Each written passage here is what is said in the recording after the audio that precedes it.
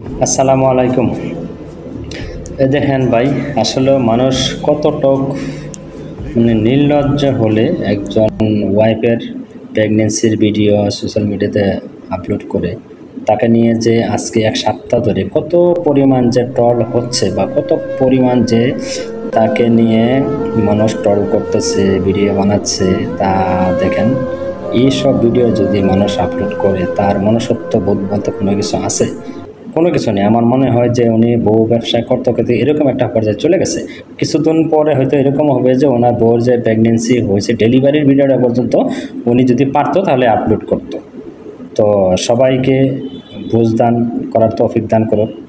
আর যারাই সোশ্যাল মিডিয়াতে বউ ব্যবসা করেন একটু সতর্কভাবে ভালো কিছু কন্টেন্ট তৈরি করেন, যাতে পরবর্তী প্রজন্ম শিখতে পারে এবং কিছু আপনাদের কাছ থেকে বুঝ নিতে পারে।